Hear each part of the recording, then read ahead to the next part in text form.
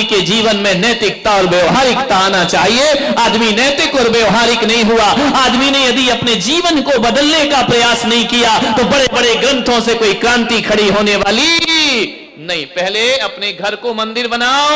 एक बात बताओ, मंदिर में महिलाएं जाती हैं, आदमी भी जाते हैं, सूरत में तो बहुत ज्यादा जाते हैं। एक बात बताओ, मंदिर जाते हो कितनी देर रहते हो मंदिर में? ईमानदारी से बोलो, जोर से बोलो ना, जेल की थोड़ी पूछ रहा हूं। 10 मिनट काहे को जाते हो भाई? जा ही मत करो। हाँ, आधा घंटा, इस उम्र में तो 1 घंटा रहना चाहिए। ध्यान रखिए, आप मंदिर जाते हैं, आदमी 10 मिनट रुकता है, 15 मिनट रुकता है, 20 मिनट रुकता है, ज्यादा से ज्यादा 1 घंटा, और जोर लगा दो 1.5 घंटा, 2 घंटे अम्मा जी हुई तो। ध्यान रखना, जिस मंदिर में तुम जाते हो 1 घंटा उस मंदिर में रुकते हो और उस मंदिर को बहुत पवित्र बना करके रखा करते हो, मंदिर में शांति का वातावरण निर्मित करते हो, मंदिर का वातावरण बड़ा पवित्र और पूजनीय बना दिया करते हो। सूरत वालों में आपसे कह रहा हूं, जिस मंदिर में 1 घंटे रुकना है उसे पवित्र बनाते हो, और जिस घर में 23 घंटे रहना है उसे पवित्र क्यों नहीं बनाते हो? उसे मंदिर जैसा पावन क्यों नहीं बनाते हो? 1 घंटे वाले मंदिर की पवित्रताएं हैं, 23 घंटे वाले घर को अशांत क्यों बनाते हो? 1 घंटे जो आप मंदिर में सीखते हो उसे 23 घंटे जीवन में जीने का प्रयास करिए, तुम्हारा मंदिर जाना सार्थक और सफल हो जाएगा। 23 घंटे जियो। मंदिर पाठशाला है, घर प्रयोगशाला हुआ करती है। ध्यान रखिए, 1 घंटे मेरे प्रवचन सुन के मत सोचना कि हमारा कल्याण उद्धार हो जाएगा। जो 1 घंटे मैंने दिया है उसे 23 घंटे जीने का प्रयास करिए, जीवन आपका धन्य हो जाएगा। 23 घंटे जियो। किसी को डॉक्टर बनना है, इंजीनियर बनना है, अकेली थ्योरी से काम नहीं चलता है, थ्योरी के साथ साथ उस आदमी को प्रैक्टिकल भी करना पड़ता है। तो 1 घंटे जो यहाँ ज्ञान गंगा महोत्सव के माध्यम से दिया जा रहा है, वह मैं तुम्हें केवल थ्योरी देने का प्रयास कर रहा हूं। जीवन में डॉक्टर की, इंजीनियर की उपाधि तो लेना आसान है, एक सच्चे और अच्छे इंसान की उपाधि लेना बहुत कठिन काम हुआ करता है। 1 घंटे की इस पाठशाला को घर में देखो, छोटी छोटी बातें बता रहा हूं जो बहुत बड़ी बनती हैं, जो इतनी खाइयां पैदा करती हैं। गर्मी के दिन ससुर जी ने कहा कि चाय बनाओ। बेटी गर्मी में पीहर आई है, बहू भाभी भी है। बेटी ने कहा पापा जी बनाती हूं। अम्मा कहती बेटी तू क्यों बनाएगी? बोली क्यों? भाभी है ना, तू तो 4 दिन को आई, आराम कर ले। तू भी तो ससुराल से आई है, थोड़ा सा आराम कर ले, चैन से रह ले। भाभी है ना, वो चाय बना देगी। अब ये शब्द यदि बहू के कान में पड़ गए, ध्यान रखना, 1 प्याला चाय बनाने में बेटी कमजोर नहीं हो जाती, उसका बीपी नहीं बढ़ जाता, वो बेहोश नहीं हो जाती। ध्यान रखना, 1 प्याला चाय में कोई बहुत बड़ी मेहनत का काम नहीं था, लेकिन जब कोई सास ये शब्द बोलती है ना कि तू आराम कर, भाभी बनाएगी, ध्यान रखना 1 प्याला चाय ने तुम्हारे दिलों की दूरियां बढ़ा दी। ध्यान रखिए, छलनी हो जाता है उस बहू का सीना। क्या फर्क पड़ता है यदि बेटी बना लेती तो? और मैं तो इन बेटियों से भी हाथ जोड़ के निवेदन करता हूं, 4 दिन को आई हो, पीहर में आग लगा के मत जाओ। ध्यान रखिए, आधी आग तो ये लोग भी लगाती हैं। आ गई क्या रक्षाबंधन पे? मिठाई खाओगी और आग उगल के जाओगी। ध्यान रखना, इतनी समर्पण दिखाती है पीहर में आकर के अपने माँ बाप के लिए, पूरी बिछी जाती। मेरी मम्मी, मेरे पापा, मेरी मम्मी, मेरे पापा। भाभी तू ये नहीं करती है, भाभी तू सम्मान नहीं करती, भाभी तू इज्जत नहीं करती है। ये 4 शब्द, इतना प्रेम, गजब। ऐसा लगता है कि तुम्हारी मम्मी की शुभचिंतक केवल तुम ही हो। बेटा तो दुश्मन पैदा हुआ है, कंस पैदा हुआ है घर में। बेटे का कोई लगाव नहीं है, कोई अटैचमेंट नहीं है तुम्हारी मां से, सब कुछ तुम्हारा है। इतना भाई को व्यंग करोगी शादी के बाद, भाभी को व्यंग करोगी शादी के बाद, तू मम्मी का ख्याल नहीं रखता, तू पापा का ख्याल नहीं रखता है, इतनी बातें कर रही हो और ससुराल को नरक बना रखा है।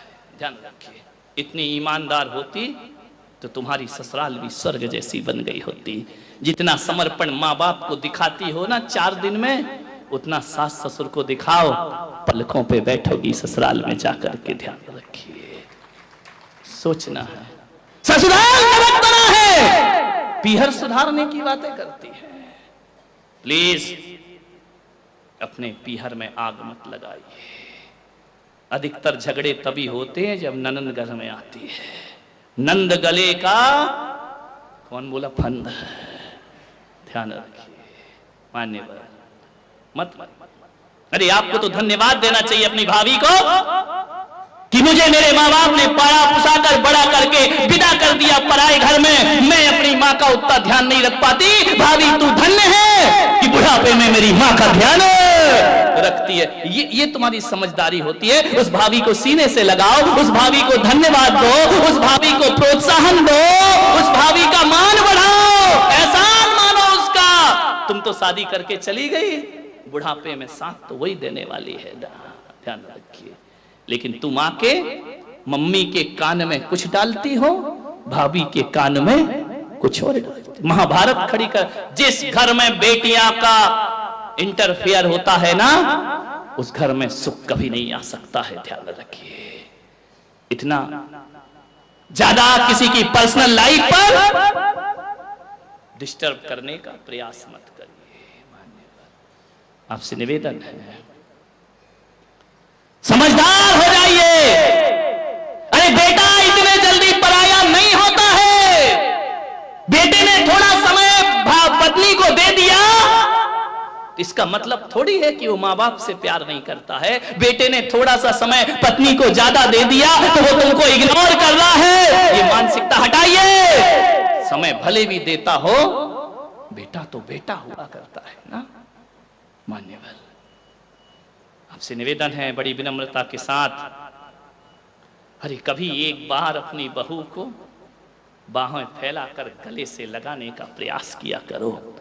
कभी बोला करो कि मेरी बेटी, जो साथ बेटी नहीं देती वो तू मेरा साथ दे रही है, तू मेरा ख्याल रखती है, 24 घंटे मेरे साथ रहती है। कभी तो उसे सीने से लगाया करो।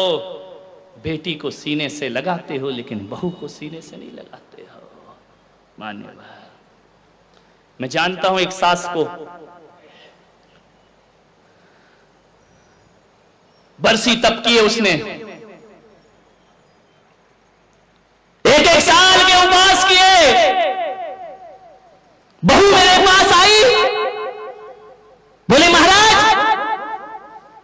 मेरी सासू आपके दर्शन करना चाहती है। श्वेतांबर समाज की थी। मैंने कहा 4-5 बजे ले आना, दर्शन दे दूंगा। 80 साल की वह सास बहू लेकर के आई उसे। उसने कहा महाराज इन्हें आशीर्वाद दो, बरसी तप कर रही हैं, 1 साल से उपास करे हुए हैं। मैंने देखा कि 80 साल की उम्र में इतने बड़ी तपस्या कर रही है। मैंने कहा मां तुम्हारा जीवन धन्य है, मैं तुम्हारी अनुमोदना करता हूं। इस उम्र में भी तुम इतने उपास कर रही हो। जानते हो उस सास ने क्या कहा? महाराज धन्यवाद मुझे नहीं, मेरी बेटी को दीजिए, मेरी बहू को दीजिए। मैंने कहा उपास तुम कर रही हो, धन्यवाद उसे। बोले महाराज इतना प्यार और इतनी सेवा तो मेरी बेटी, मेरी औलाद नहीं करती जो सेवा मेरी बहू किया करती है। धन्यवाद इसे दो महाराज। मैं उपास करके बैठती हूं, ख्याल ये रखती है। मैंने कहा कि महाराज के दर्शन करना है, इसने सब काम छोड़ करके मुझे आपके चरणों में लाई है। बेटी से कहती हूं तो जवाब दे देती है, बहू ने नहीं दिए। बहू ने नजरें झुकाई। महाराज ये अम्मा जी हैं, ये तो बोलती हैं, ये मेरी मां से भी बढ़कर मुझे प्यार किया करती हैं। सास ने कहा कि नहीं महाराज आशीर्वाद दो। और मैं तो ये कहती हूं मेरी तपस्या का पुण्य भी मेरी बहू को लगना चाहिए। मैंने कहा इतना प्रभावित क्यों हो बहू से? बोले महाराज ये बहू नहीं है, देवी है इस घर की। एक सास के मुंह से ऐसे शब्द निकले, सोचो बहू का जीवन धन्य हो जाया करता है, उसके जीवन में सुख शांति का भंडार हो जाया करता है। सास ने कहा कि महाराज मैंने संकल्प लिया कि बरसी तप का उपवास करूंगी, और जब से मैंने 1 साल से व्रत कर रही हूं, ये बहू पीहर नहीं गई, नहीं जाती। वो पीहर से खबर आती है, भाई लेने आता है, पिताजी लेने आते हैं। मैं कहती हूं बेटा चली जा पीहर, माँ बाप से मिल ले। वो कहती मम्मी आज आपका उपवास है, मैं कैसे जा सकती हूं? और जब दूसरे दिन पारणा करती हूं ना, तो कहती है जहां मेरी मां पारणा कर रही है उसे छोड़ करके पीहर कैसे चली जाओ? ये जाती नहीं है, 1 साल से पीहर नहीं गई है, केवल इसलिए कि मैं बरसी तप करती हूं। महाराज असली तप मेरा नहीं, असली तप तो इस बहू का हुआ करता है, ध्यान रखिए। आज बहुओं की स्थिति वह है घरों में। उस बहू ने कहा महाराज बहुत पीड़ा होती है हमें भी, हम भी परिवार छोड़ के आए हैं, हम भी इस घर को अपनाते हैं, लेकिन इस घर ने हमें आज तक अपनाया नहीं। क्या होता, क्या फर्क पड़ता है? एक बात बताओ, सासुओं से मैं पूछता हूं बेटी कब आती है तुम्हारे घर में गर्मी की छुट्टियों में? यहां रोज नाश्ता कौन बनाता है? बेटी आके बनाती है, बहू बनाती है?